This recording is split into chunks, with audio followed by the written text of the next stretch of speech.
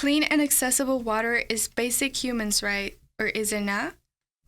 My whole life, I thought that everyone had access to clean water. A little ago, I come to find out that that's not true. Bell rings, everyone is excited to go home, and I'm excited to go and play soccer. And obviously, after running, sweating, and all of this tiredness, it led me to me being thirsty. And of course, lucky me, I didn't have any water left in my water bottle. So I obviously head to the cafeteria to grab some water off the water filter. I stare at a big sign that says not working. Says the big sign that's taped off on the water filters.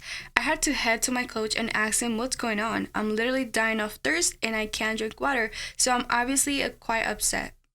There's lead in our water, he says. Lead? I never heard of that, I think to myself. A high level of lead has been found in almost every single OUSD school. And it's mostly in elementary schools, he says. Oh, that must suck, I think to myself. And obviously, if I was not this thirsty, I wouldn't have cared and went off with my day. But I was really thirsty, and I had never had a problem with accessing water.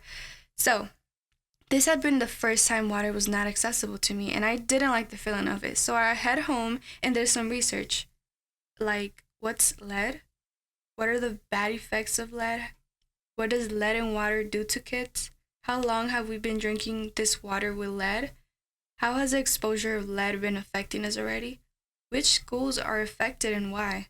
Where is the lead coming from? These are the questions I had, and many were not answered. Come to find out that the kids, students, and people in Oakland were drinking water that could lead to brain damage and also behavioral and learning problems.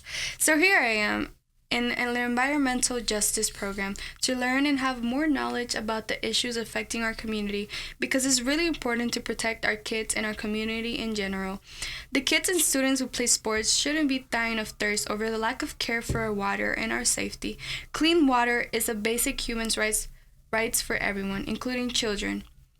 So everyone should have access to clean water, accessible water. And I found a few answers to my questions while practicing in this program. The schools that are most affected also fall under the 90/100% poverty and also the redlining area.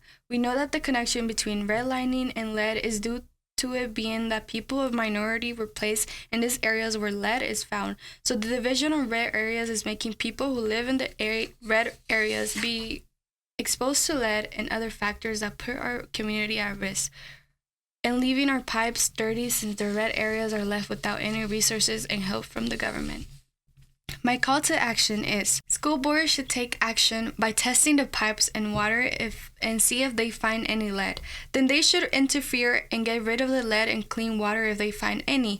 And pipes should be clean as soon as possible, because we cannot have our community drinking water that is not safe to drink from. Thank you.